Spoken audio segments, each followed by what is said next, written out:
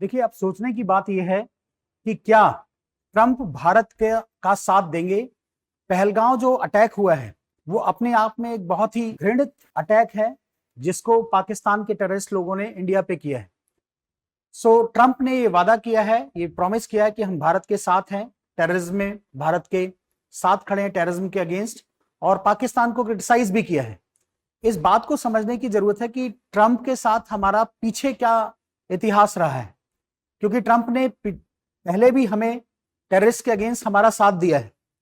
अगर हम ये देखते हैं ट्रंप पास्ट स्टेटमेंट, तो ट्रंप ने हमेशा बोला है कि यूएस जो है इंडिया का स्ट्रेटेजिक पार्टनर है, और साथ ही साथ पाकिस्तान को क्रिटिसाइज भी किया है, क्योंकि पाकिस्तान वो टेररिज्म को सपोर्ट करता है, इसलिए पाकिस्तान को क्रिटिसाइज भी किया है पास्ट में।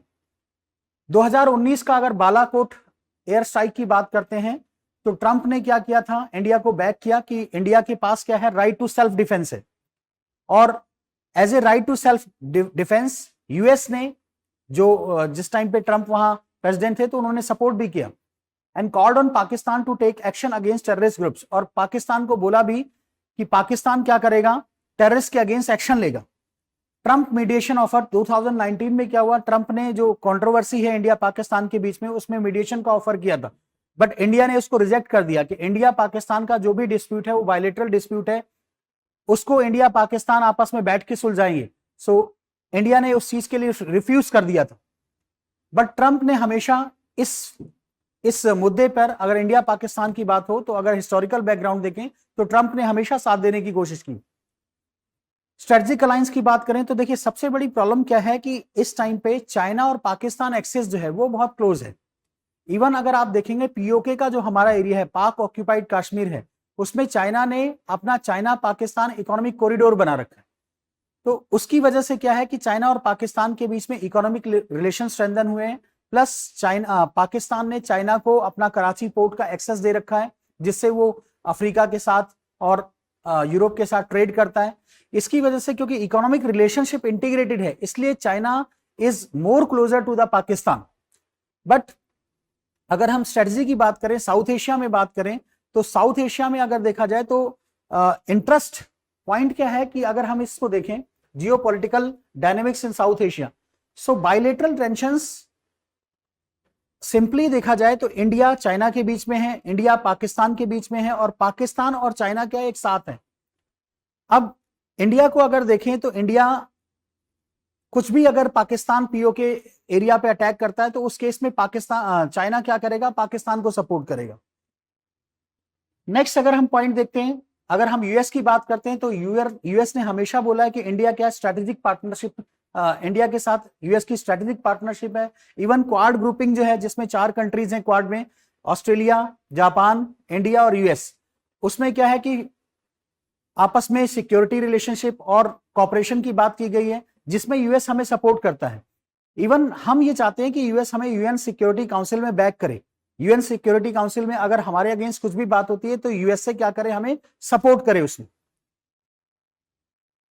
लीगल डिप्लोमेटिक डायमेंशंस की बात करें तो इंटरनेशनल लॉ, सिंपल सी बात, उसमें अगर India must prove any military action और self defence under article 51 of UN charter. UN charter जो है उसमें आर्टिकल 51 है, अगर कोई भी इंडिया एक्शन लेता है तो उसको जस्टिफाई कर सकता है कि आर्टिकल 51 में, जिसमें वो राइट टू सेल्फ डिफेंस की बात करता है।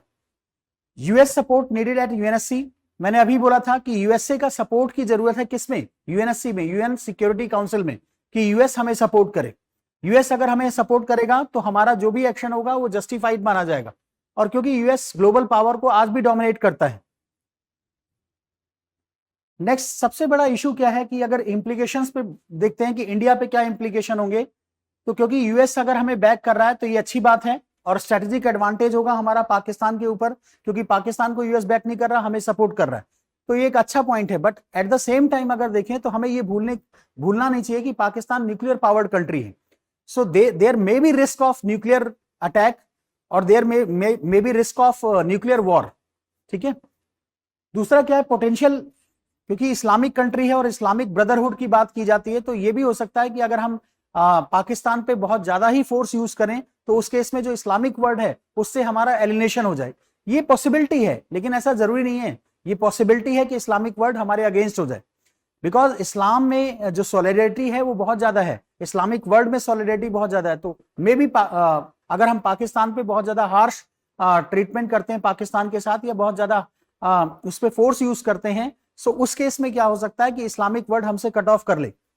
तीसरा, चाइना पाकिस्तान एक्सिस, अगर हम मान लीजिए पाकिस्तान पे अटैक करते हैं या पाकिस्तान के साथ कुछ हार्श ट्रीटमेंट करते हैं, तो उस केस में हो सकता है कि चाइना उसके सपोर्ट में आए और चाइना यूएनएससी में भी, यूनाइटेड नेशन सिक्योरिटी काउंसिल में भी पाकिस्तान को सपोर्ट करे। तो ये सब कुछ नेगेटिव पॉइंट्स है इसमें। देखिए, इस टाइम पे इंडिया को जरूरत है ट्रंप के सपोर्ट की, इस टाइम पे इंडिया को जरूरत है पूरे वर्ल्ड कम्युनिटी के सपोर्ट की, क्योंकि India is not fighting only for India, India is fighting against the terrorism, and terrorism is not for only one country, एक कंट्री के नहीं है, पूरे वर्ल्ड के अगेंस्ट है। अब ये टेररिज्म जो है वो सिर्फ इंडिया के अगेंस्ट नहीं रह गया, ग्लोबल टेररिज्म बन गया है। सो ग्लोबल टेररिज्म, ये टेररिस्ट एक्टिविटीज क्या इंडिया में ही होती है? ऐसा नहीं है, अदर कंट्रीज में भी, यूरोपियन कंट्रीज में टेररिस्ट एक्टिविटीज होती हैं। तो अब जरूरत है कि पूरा वर्ल्ड इस टेररिस्ट एक्टिविटीज के अगेंस्ट इंडिया को सपोर्ट करे और इंडिया का साथ दे। Even USA, United Nation Security Council में भी इंडिया को सपोर्ट करे।